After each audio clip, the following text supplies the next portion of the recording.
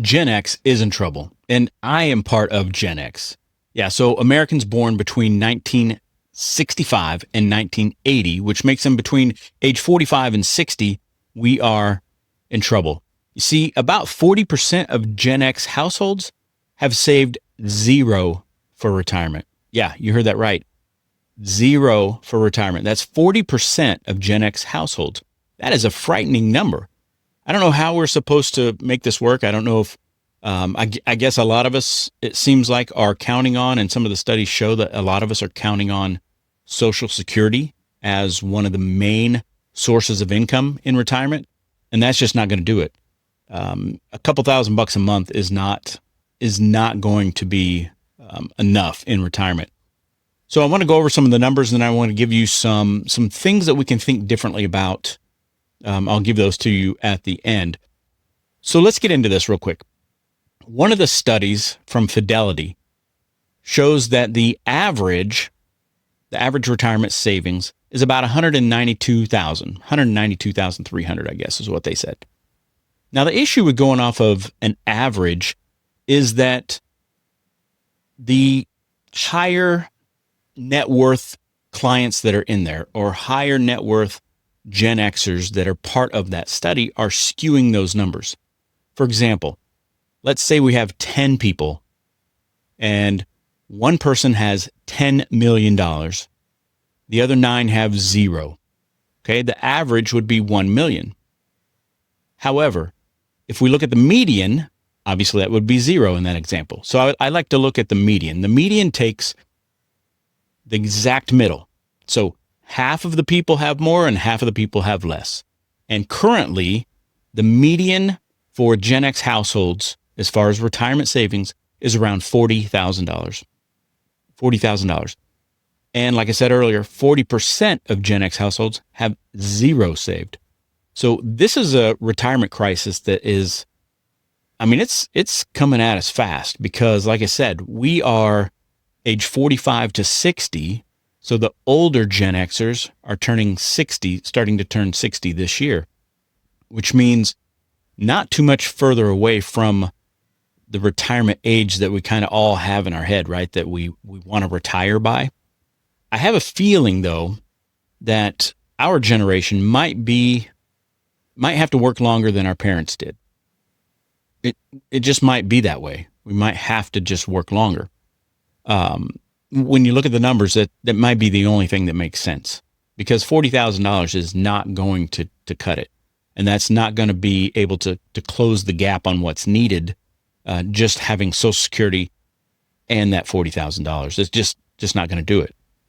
So we need to definitely do some different things going forward if we can. One of the main differences between the retirement that we have as Gen X versus the retirement that baby boomers have is, back then, the baby boomers, the companies they worked with, normally had pensions. So the company itself would help fund the retirement. All right. Versus what we have now, which started in the late 70s, introduced in the late 70s, which were the contribution plans. So the 401k, all right, defined contribution plans. That's where they basically took the responsibility from the employer and put it onto the employee, because the employer was the one that took care of pensions.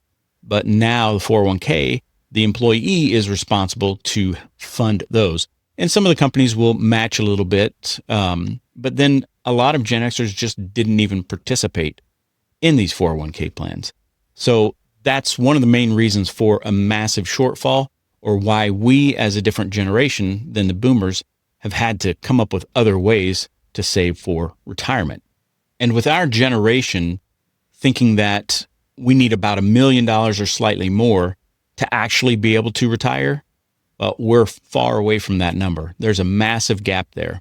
So we're going to have to do something different going forward. Gen X is also known as the sandwich generation, meaning we have our aging parents and we have adult children.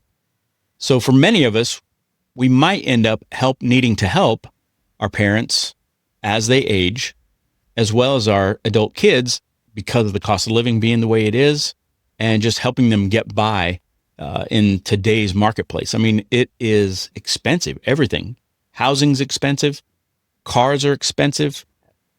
I don't know how younger folks do it right now. It just seems out of touch with reality when you look at the cost of living today compared to decades ago. So as a sandwich generation, one of the solutions might need to be multi-generational housing, meaning multiple generations actually sharing in the expense of housing. So it might be parents living with kids or vice versa, or maybe even grandparents living with their kids and then the grandkids also living there. So you may have 3 different generations living in one household, sharing in the expenses. That obviously would free up some extra funds to start putting towards savings, paying off debt, putting into retirement accounts. It might be a great solution. And, it's that family unit. So it's getting people back together, sharing things together, just being closer. It's not a bad thing. I mean, that used to be the way that people lived long ago. And it could be an actual solution to the shortfall with retirement accounts going forward.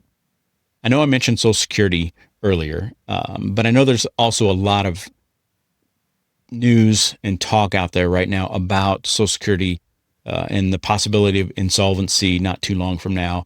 And I feel like as a generation, Gen Xers, we shouldn't be thinking that we're going to have to rely on Social Security as one of our main sources of income in retirement. I feel like we are going to have to make some additional plans instead of thinking that is going to be a big part of our retirement. If it's there, great. But I just think that we need to take our own responsibility and say, you know what? If it's not there, I've got other plans. I've got some other things in motion. So, Social Security, it could be there, but it may not. So 2 of the areas of our finances that I think that we need to pay more attention to are our housing costs and automobiles. Automobiles, first and foremost, those are a massive expense. I know a lot of people like to trade up to a newer model every few years. And that is one way. Let me put it this way. If you have a car payment for years upon years, like your entire life, that is a lot of money going to just have something that will get you from A to B. I feel like we need to concentrate more on just having something that's reliable, that can be worked on, and can be paid in full, because when you have a paid in full car and an older model, your insurance should also be lower. And that's one of the things that I've made sure to do with mine is I don't really want a big new car payment. It's just not something I really want to have right now. I'd rather put those funds to work other ways. So housing, when we think about housing, we need to consider the ratios, our debt to income ratios on housing, meaning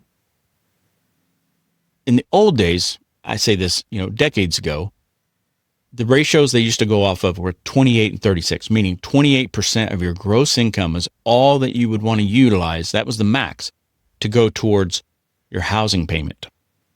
So your principal, interest, taxes, insurance, PMI, if you had private mortgage insurance or mortgage insurance premium, and your HOA, everything. I would even say to put in there your housing expense, like your regular monthly maintenance on the house also into that. But if you could keep that at 28% or below, you're going to be way ahead. Because right now there's a lot of people that are at 30% or higher of their gross monthly income that goes to just paying their housing expense.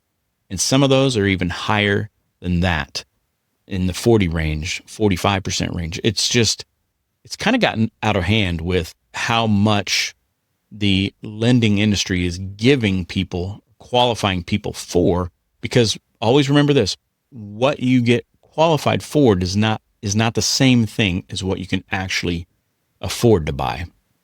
All right. So looking at those 2 things, housing and automobiles, you can make a massive difference in your finances, in your savings and investing, and your giving going forward. Hey, if you have any questions or comments for me, let me know down in the comments section. I hope that you got something out of this video, and until next time, I'll see you later. Take care.